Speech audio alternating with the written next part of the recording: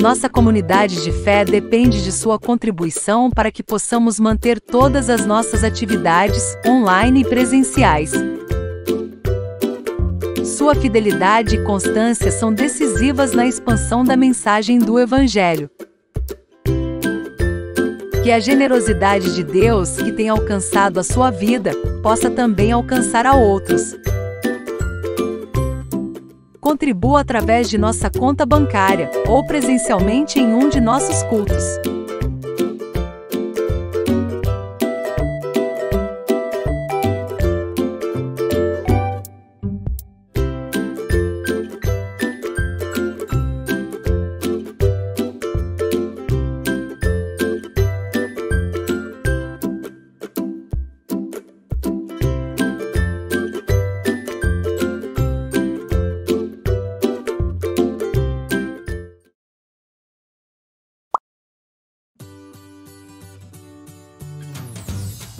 Você já está cadastrado em nossa lista de transmissão do WhatsApp?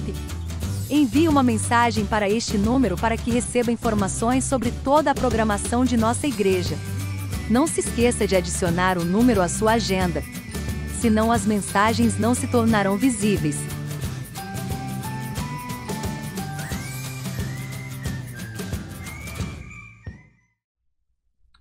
Olá amigos, sejam bem-vindos ao culto online da Igreja Sal da Terra Manifesto, domingo 22 de maio de 2022, sempre às 17 horas, pontualmente. Nos acompanhe aqui no YouTube e eventualmente aí quando a gente consegue no Facebook também e no Instagram, beleza? Sejam todos bem-vindos. Antes da gente entrar na palavra, na temática proposta para hoje, vamos para os nossos avisos de sempre. O primeiro aviso diz respeito aos nossos pequenos grupos. Se você deseja aprender mais a respeito da palavra de Deus e ter um lugar também onde você pode ser contábil, isso significa o quê? Significa que você pode contar com alguém, pode abrir o seu coração e ao mesmo tempo se tornar responsável por outras pessoas. O pequeno grupo é este lugar. Acesse este link, pg.saldaterra.org. Lá você encontra informações sobre os nossos pequenos grupos e inclusive na segunda-feira, às 19h30, nós temos um pequeno grupo específico para pessoas que não são da cidade de Uberlândia. Venha participar com a gente, tá? Segundo aviso, diz respeito ao nosso culto presencial para aqueles que estão na cidade de Uberlândia. Esse culto acontece sempre aqui no domingo às 17h e às 19 horas a gente se reúne presencialmente. Se você tem a possibilidade de participar com a gente presencialmente, venha participar. Avenida Paz Leme, número 1020, beleza? É isso daí.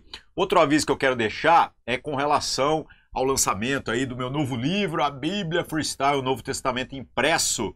Aqueles que quiserem adquirir podem diretamente no site saldaterra.org, ou se você quiser pegar na minha mão, você pode ir a um dos nossos cultos.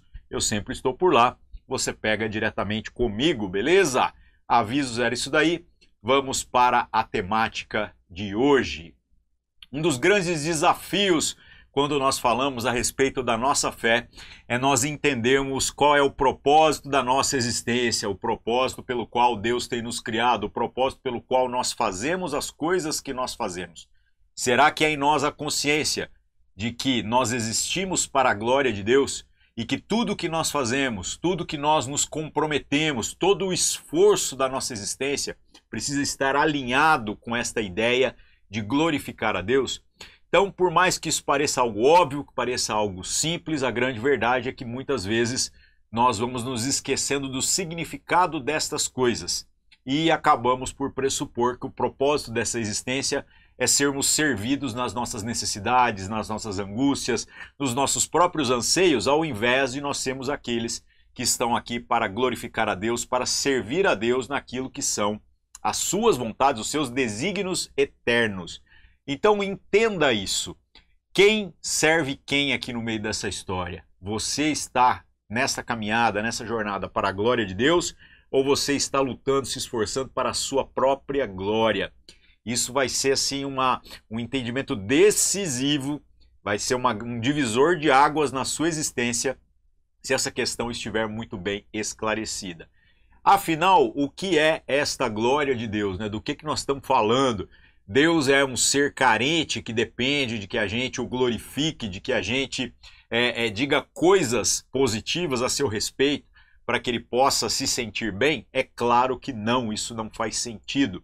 Deus é todo bom, Deus é todo poderoso, Deus basta completamente em si mesmo. Agora, o que acontece é que nós, como criaturas do Senhor, e como aqueles que mais do que apenas as simples criaturas, aqueles que foram chamados para ter a possibilidade de serem filhos de Deus, né? Ou seja, comungarem de uma mesma natureza e não somente de uma semelhança, como nós somos feitos desde a criação, nós agora temos a possibilidade de enxergar Deus como Ele verdadeiramente é, em toda a sua plenitude, porque nós iremos comungar dessa natureza através da obra redentora de Cristo sobre a nossa vida. Isso naturalmente deve fazer com que a gente, reconhecendo quem Deus é, nós venhamos a nos deslumbrar com toda a bondade, todo o poder, toda a soberania, toda a autoridade, tudo que há de bom que existe de fato no nosso Deus. Então, reconhecer quem Deus é naturalmente faz com que a gente se curve perante Ele e o glorifique por quem Ele verdadeiramente é. A glória dele não depende do nosso reconhecimento, mas é inevitável que aquele que se depara com o Criador o glorifique. Até mesmo o diabo e todos os anjos que se rebelaram aí contra o nosso Deus, eles têm que se curvar perante Ele, eles não têm poder algum contra esta glória de Deus. No último dia também todo joelho, independente de quem for, vai se dobrar perante Jesus, que receberá de maneira definitiva, no dia do juízo, esta glória da parte do Pai para julgar os vivos e os mortos e para então assumir a sua posição como Rei eterno, aquele que foi levantado pelo Pai para ser o primogênito dentre muitos irmãos. Então nós não estamos falando de algo que não haja em Deus e que nós tenhamos necessidade de compartilhar com Ele para que Ele seja alguma coisa. Muito pelo contrário. Quando falamos da glória de Deus, nós estamos falando das características verdadeiramente virtuosas e admiráveis que fazem parte da natureza do nosso Deus e que nós temos o privilégio, não apenas agora como criaturas, mas também como filhos, de ao contemplarmos, usufruindo delas, nós expressarmos, um pouco de tudo isso que a gente é capaz de contemplar, que a gente é capaz de admirar, Então nós glorificamos a Deus porque Deus é digno de toda a glória.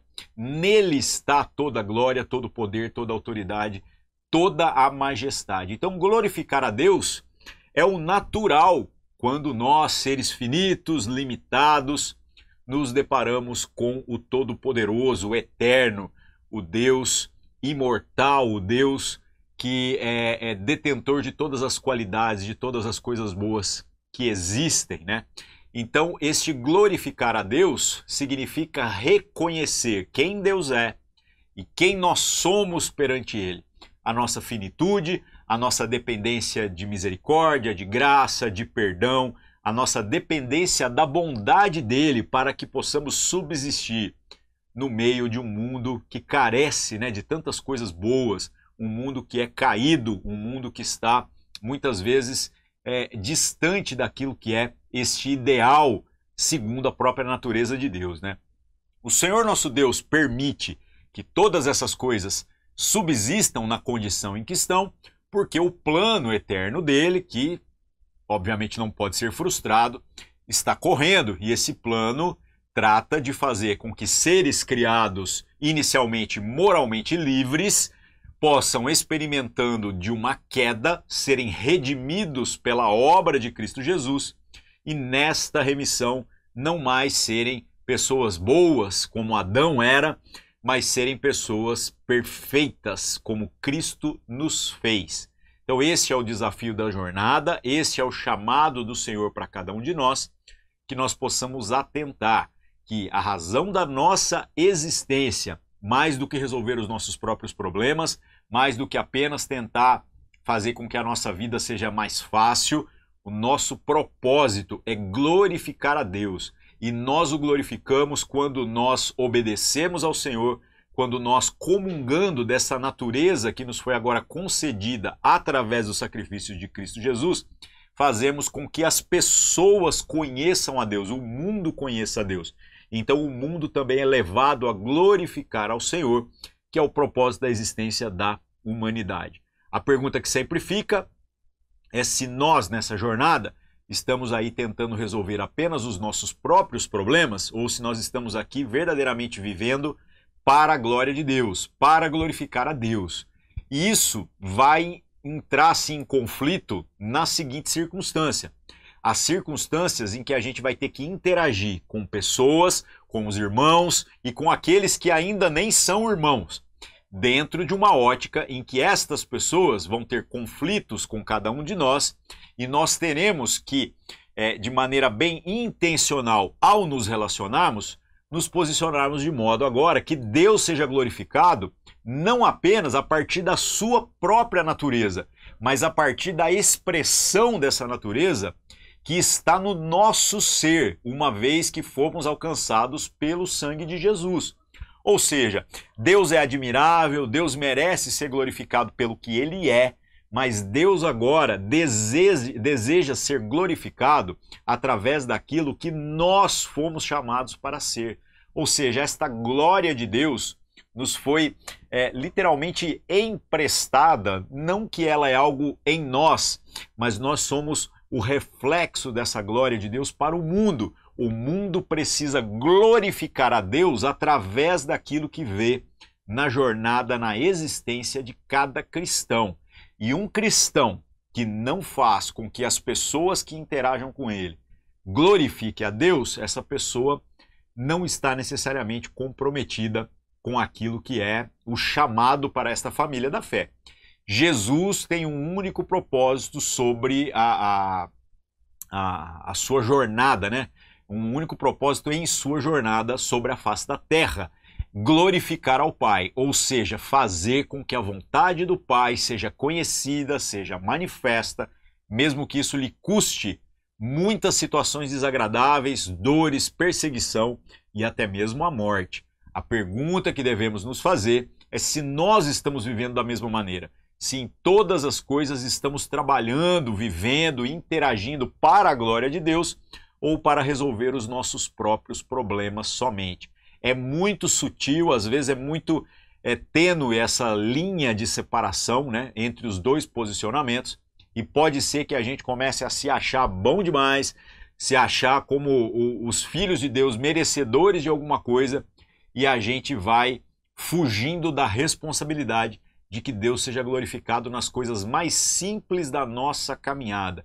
Então, meus irmãos, em nome de Jesus, que nós possamos, à luz da palavra de Deus, repensar a respeito do nosso compromisso em tornar manifesta, visível, encarnada nos nossos dias esta glória de Deus que é digna de toda admiração, de toda reverência. E se houver alguma coisa na nossa vida, mesmo que essa seja uma coisa lícita, mesmo que essa seja uma coisa permitida, uma coisa que não seja pecado, se esta coisa atrapalha a manifestação em toda a sua plenitude desta glória, será que é caro demais pedir que nós voluntariamente estejamos nos abstendo de uma coisa ou outra para não atrapalhar o processo pedagógico na vida de um terceiro, na vida de um irmão, na vida de uma outra pessoa? Olha o que eu estou falando. Fomos chamados para a liberdade. Mas esta liberdade não tem como fim resolver apenas os nossos próprios problemas.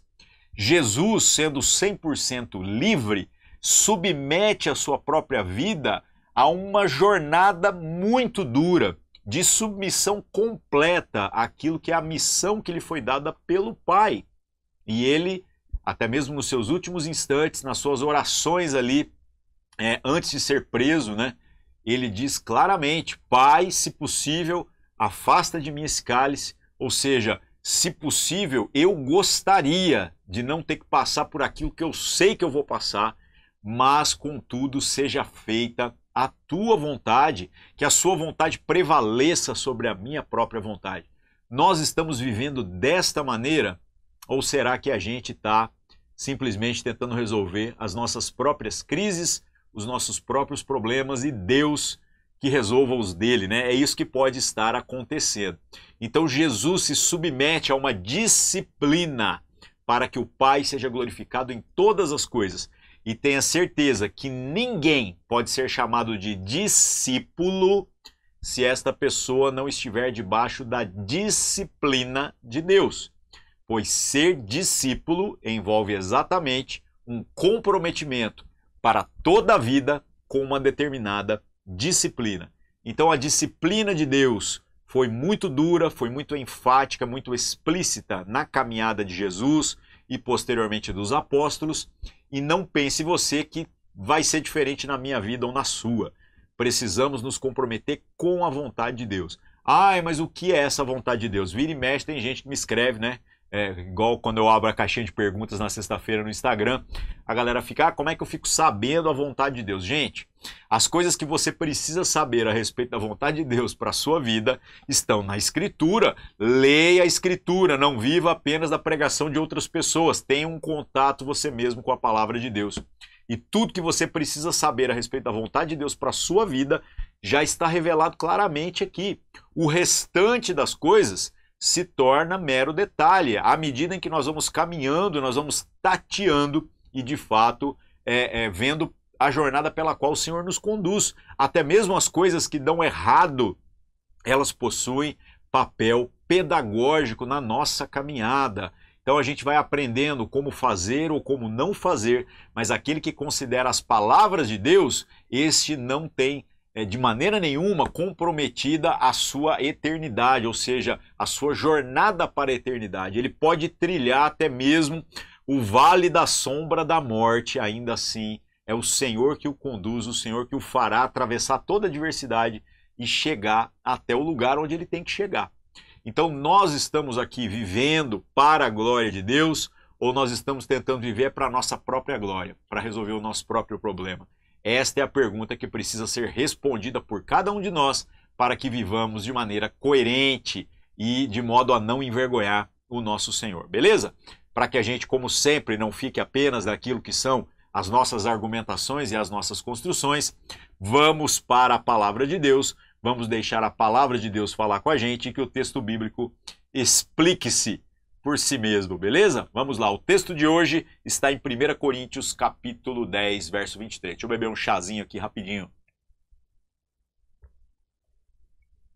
1 Coríntios, capítulo 10, verso 23 em diante. É isso que nós iremos ler agora. Então vamos lendo aqui e à medida em que a gente vai lendo, a gente vai explicando, expondo, fatiando, tentando encontrar o melhor contexto à luz da própria palavra de Deus para a minha vida e para a sua vida, beleza? Vamos lá.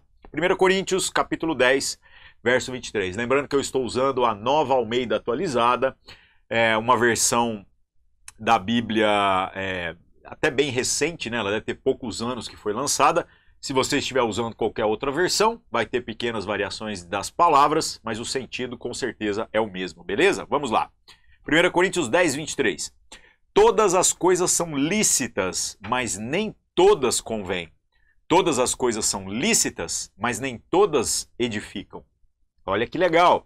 Um texto muitas vezes usado até mesmo para colocar um peso sobre as pessoas com relação àquilo que são as expectativas dos religiosos acerca daquilo que você deveria fazer. É óbvio que eu não estou aqui de maneira nenhuma tentando colocar sobre a sua vida ou sobre a vida de ninguém um jugo de uma responsabilidade de natureza religiosa, né, de religiosidade, e não de fato uma ligação com Deus, acerca daquilo que seria mutilar as suas liberdades. Cristo morreu para trazer liberdade plena, perfeita para todos nós. No entanto, a liberdade traz consigo responsabilidades, é óbvio. A pergunta que a gente tem que fazer é o seguinte: Cristo me salvou de ou Cristo me salvou para? Esta é a questão que vai fazer toda a diferença na maneira pela qual a gente interage com a liberdade. Se você foi salvo de, você começa a achar agora que você estava debaixo de uma prisão em algemas, que uma vez que essas algemas, essa prisão foi quebrada, você agora está plenamente livre para usufruir daquilo que você quiser. Só que esse tipo de visão é muito pequena, porque como poderia fazer sentido que o Senhor nosso Deus, nos livrando daquilo que trazia morte sobre a nossa existência, teria gasto, teria derramado a vida do seu próprio filho, do filho unigênito, para que nós possamos correr atrás de coisas que, embora sejam lícitas, sejam inúteis no que se refere em valor, em virtude para a eternidade. Fica parecendo que Jesus está sendo um desperdício naquilo que é a obra de Deus sobre a face da terra. Então o que eu estou querendo chamar a atenção é que se você, ao invés de pensar que você foi livre de, você começar a entender que você agora é livre para, as coisas mudam de figura. O que é ser livre para? É muito simples. Você estava aprisionado pela impossibilidade de se achegar até Deus. Então, mesmo você sendo moralmente livre para escolher dentre todas as coisas, você era incapaz de escolher aquilo que era bom, aquilo que era perfeito, aquilo que vinha do eterno. Você dependeu da intervenção de Jesus na sua história para que pudesse ser plenamente livre. E esta plenitude de liberdade não me libertou de alguma coisa. Ela me libertou para alguma coisa. A liberdade que nos foi trazida por Cristo Jesus é para que nós possamos ser como Ele, para que nós possamos conhecer o Pai como Jesus conhece, para que nós possamos nos aproximar do Senhor da mesma maneira que Cristo está próximo, para que nós possamos ser responsáveis uns pelos outros, como Cristo se mostrou responsável por cada um de nós. Então a liberdade não é necessariamente de, é uma liberdade para, e faz toda a diferença isso na nossa caminhada. Então todas as coisas são lícitas, mas nem todas convêm. Todas as coisas são lícitas, mas nem todas edificam. O quanto nós estamos perdendo o nosso tempo, desperdiçando a nossa existência com coisas que aparentemente são lícitas, mas que não têm comprometimento com esta edificação espiritual da parte de Deus que nos foi confiada como seus discípulos para trabalhar em favor da família. Eu não estou falando aqui contra ir ao cinema, assistir Netflix, ouvir música, YouTube. Eu não estou falando contra nenhuma dessas coisas. A única coisa que eu estou dizendo é que a razão principal da nossa existência tem que ser viver para a glória de Deus e viver para menos do que isso, meus irmãos. Em toda circunstância, é uma jornada medíocre, é uma jornada infantil que ainda não está alinhada com a plenitude daquilo que é o desejo do Senhor para nós, tá bom? Então vamos lá, vamos continuar. O apóstolo Paulo, aqui em 1 Coríntios capítulo 10, continua explicando, verso 24. Ninguém busque o seu próprio interesse, e sim o de seu próximo. Aqui agora a gente começa a ver do que Paulo está falando. Tudo é lícito, mas nem tudo convém. Tudo é lícito, mas nem tudo edifica. Ninguém busque o seu próprio interesse, mas sim o do próximo. Então, ao invés de você, quando estiver pensando em alguma coisa, e você for avaliar se isso de fato glorifica a Deus, não pense apenas se algo é pecado ou não é pecado. Esse pensamento é um pensamento infantil, é um pensamento medíocre. Comece a pensar em qual é o benefício em materializar, em manifestar a glória de Deus, não para mim, mas para nós, ou seja, na convivência que nós temos com as pessoas, com os irmãos, com a igreja, com a família da fé e com aqueles que ainda não conhecem esta fé, para que a glória de Deus seja vista. Aí então você vai descobrir que o churrasco pode ser feito para a glória de Deus, que nós podemos cultivar amizades para a glória de Deus mesmo, e às vezes até principalmente com aqueles que ainda não conhecem a Deus. É isso mesmo, mas começa a haver em nós intencionalidade, porque nós queremos fazer com que as virtudes que têm sido derramadas na nossa vida se estendam de modo a abençoar as pessoas. Esse é o propósito da nossa existência, é o que tem que ser, tá bom? E aí depois o apóstolo Paulo entra em um assunto muito específico que tem tudo a ver com o contexto religioso daquela época e que às vezes vai servir para trazer alguma pedagogia para nós também, tá? Verso 25. Comam de tudo o que se vende no mercado, sem questionamento algum, por motivo de consciência, porque do Senhor é a terra e a sua plenitude. E se alguém que não é crente convidá-los para comer e vocês quiserem ir, comam de tudo o que for posto diante de vocês, sem questionamento algum, por motivo de consciência.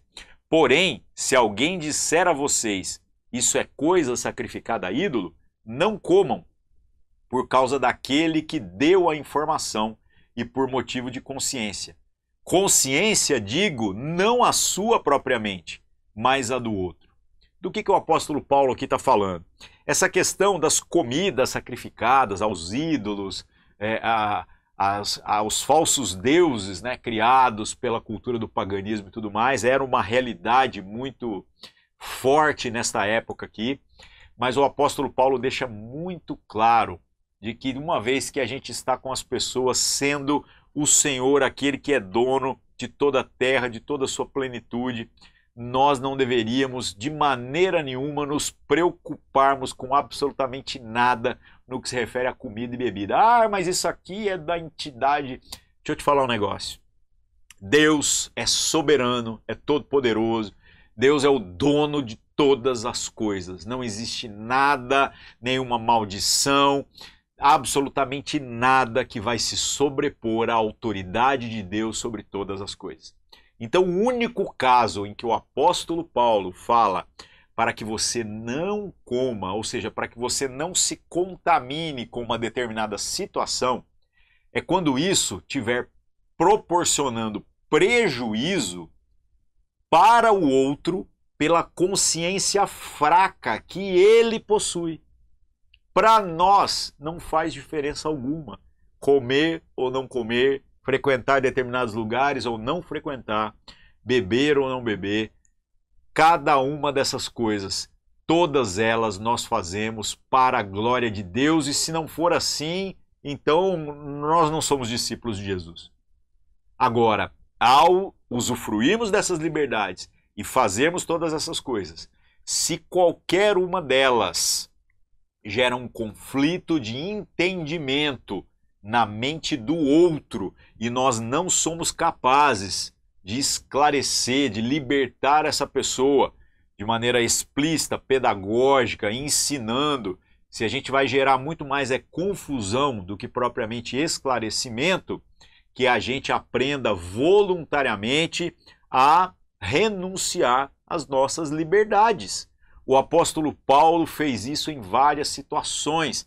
Uma delas, das que mais me chama a atenção, era quando ele ia levar o Timóteo, né, que era filho de uma mãe judia e de um pai grego, ou seja, ele não era considerado alguém digno, né, de ser judeu, não era puro. E o Paulo, quando vai levar ele para Jerusalém, já vira e fala assim, quer saber, a circuncisão, né, que é aquela marca feita ao 8º dia do nascimento ali, dos judeus como símbolo de fazer parte do povo de Deus, não fazia parte da cultura do Timóteo, mas o Paulo fala assim, quer saber? Vem cá, vamos te circuncidar, porque a gente já tapa a boca dessas pessoas que acreditam que uma marca feita sobre a carne, lá do Antigo Testamento, e que era símbolo de algo maior que o Senhor estava fazendo, realmente seja importante. Então o preço a se pagar era pequeno demais para economizar discussão, economizar sofrimento por causa da fraqueza do entendimento daqueles que viviam de maneira religiosa. Então Paulo vira e fala, vai custar muito? Não vai te custar muito ser circuncidado. Então vamos fazer essa parada logo, já resolve essa parada, mesmo a gente sabendo que esta marca não possui poder nenhum, é só uma marca e mais nada. E é no pênis, né? Esse é que é o problema, né? Bom, será que nós, quando estamos interagindo com as pessoas, e aí não pense apenas em comida, pense em todas as outras coisas, nós estamos comprometidos com o processo pedagógico de Deus, nós estamos interagindo com elas, nós estamos fazendo o que for preciso para não atrapalhar a jornada delas? Ou será que a gente está simplesmente querendo usufruir da nossa liberdade e que se dane o outro? Cuidado com isso. Isso pode ser perigoso. A gente pode estar atrapalhando as pessoas. Isso é muito sério. Ser pedra de tropeço para o outro pode ser um grande problema, tá? Verso... Onde que nós paramos aqui? Verso 29 ainda, né? Parei no meio do versículo. Pois, por que a minha liberdade deve ser julgada pela consciência de outra pessoa? Se eu participo com gratidão, por que sou criticado por aquilo que eu dou graças? Então, de fato, gente, a minha liberdade não pode ser limitada pela consciência do outro. Mas entender que Deus é glorificado na responsabilidade que a gente assume uns pelos outros é o que faz toda a diferença no que se refere à maneira pela qual a gente vive e o resultado disso em glorificar a Deus ou não. Então é extremamente importante que a gente compreenda que nós estamos aqui para a glória de Deus e essa glória de Deus tem que se manifestar através de nós na vida uns dos outros. Não é para só Deus olhando pensar, poxa, olha só como Ari, como fulana, é bonitinho, né? Não, pelo amor de Deus, gente. É sobre como os irmãos darão glórias a Deus pela maneira pela qual nós interagimos com a vida, a sobriedade, a coerência, os nossos posicionamentos em todas as coisas, tá? É disso que se trata. Verso 31. Portanto, se vocês comem ou bebem ou fazem qualquer outra coisa, façam tudo para a glória de Deus. É isso que o apóstolo Paulo está falando. Qualquer outra coisa, façam tudo para a glória de Deus. Existe alguma coisa na sua vida que não é feito para a glória de Deus? Existe alguma coisa que você faz apenas por você, ou apenas pelo interesse das pessoas que você ama, mas que Deus não está nesse negócio? Cuidado. Este é o lugar onde você está criando um desvio daquilo que é o propósito da sua existência. Isto é um ídolo, é um lugar, é uma situação que você está adorando à frente do próprio Deus. Então tudo precisa ser feito para a glória de Deus. Os nossos afetos, o nosso empenho no trabalho, em ganhar dinheiro, para poder ter mais, para poder ser mais generoso, repartir mais, poder viver melhor, poder abençoar mais as pessoas. Tudo isso precisa ser feito para a glória de Deus. O cuidar do seu filho, da sua família, o cuidar dos seus amigos, tudo isso precisa ser feito de modo que Deus seja glorificado. Isso é muito sério, tá, meus irmãos? Verso 32. Não se torne motivo de tropeço, nem para judeus, nem para gentios, nem para a igreja de Deus. Assim como também eu procuro em tudo ser agradável a todos, não buscando o meu próprio interesse, mas o de muitos, para que sejam salvos. Então, gente, aqui Paulo citou o exemplo do que era o contexto cultural em que ele estava, né? Então ele fala os judeus, que representam os religiosos, né? Os gentios, que representam os pagãos, aqueles que não têm conhecimento de Deus, e a igreja de Deus, que deveria ser, né, aqueles que já não estão nem presos na religiosidade e nem mais presos ao culto das suas próprias vontades. Às vezes, nós estamos aí literalmente sendo pedra de tropeço para os três grupos, ao invés da gente ser instrumento de Deus para que essas pessoas possam conhecer a salvação. Eu não acredito que nós temos o poder de salvar as pessoas, eu não acredito nem sequer que nós temos o poder de salvar a nós mesmos. É por isso que a salvação é por graça, depende da bondade e da misericórdia de Deus, e esta bondade tem sido derramada até nós. Quem convence a gente do pecado, da justiça e do juízo, ou seja, que desperta a nossa consciência a respeito da nossa condição, da necessidade de arrependimento e proporciona as condições para que haja mudança prática em nós, para que venhamos a ser poupados no juízo, é o Espírito Santo. Se você está em crise, se você sente a crise, se você pensa, eu me sinto inadequado, parabéns, isso é obra do Espírito Santo na sua vida. O perdido não consegue nem sequer ter essa crise de consciência, tá? Então, uma vez que você tem sido tocado pelo Espírito Santo, entenda que você está sendo chamado para a salvação, é uma obra de Deus.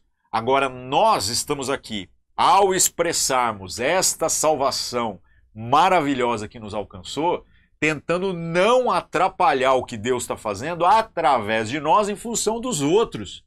Então, meus irmãos, em nome de Jesus, se a gente estiver vivendo de modo a complicar aquilo que o Senhor está querendo fazer através de nós em função dos outros, então nós estamos desperdiçando a nossa vida, nós estamos vivendo de uma maneira constrangedora. Que o Senhor possa nos livrar de nós mesmos e que nós possamos repensar a nossa maneira de interagir com a vida, de interagir com cada uma das situações em que o Senhor tem nos colocado. Amém, meus irmãos? É isso. Que o Senhor nos abençoe, que a gente possa agora orando, nos apresentar diante de Deus e clamar para que possamos ser responsáveis dentro das liberdades que recebemos da parte do Senhor. Beleza? É isso daí. Senhor nosso Deus, em nome de Jesus, mais uma vez nos apresentando na Tua presença, reconhecendo as nossas misérias, as nossas mazelas, apresentamos a nossa vida pedindo para que o Teu Espírito Santo não apenas nos constranja com relação ao conceito do pecado, da justiça e do juízo, mas para que o Teu Espírito Santo abra o nosso entendimento com relação a tudo aquilo que a Sua palavra diz a nosso respeito, para que possamos viver comprometidos com toda a Sua palavra, de modo que o Senhor seja glorificado e de modo que esta salvação que nos tem sido oferecida possa não apenas transformar a nossa existência, mas glorificar ao Senhor através de nós em todas as situações. Se há alguma situação em que nós não temos vivido para a glória do Senhor, que o Seu Espírito Santo nos incomode, para que venhamos a caminhar de maneira coerente, não envergonhando o nome do Senhor, não envergonhando a obra de Cristo e em todas as coisas levando as pessoas a Te glorificar como o Senhor é digno e como o Senhor merece, Pai.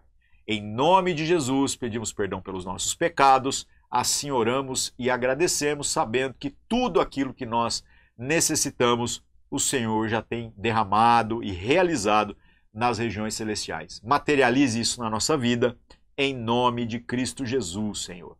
Assim oramos, em nome de Jesus. Amém. É isso daí, meus irmãos. Uma boa semana para todos vocês. Que Deus os abençoe. Nós nos vemos aqui nas próximas semanas, tá? Só lembrando, mais uma vez aqui, quem quiser adquirir o meu novo livro, o Novo Testamento da Bíblia Freestyle, está disponível no site saudaterra.org ou nos nossos cultos presenciais diretamente comigo na minha mão, tá bom? Um abraço para vocês e até mais!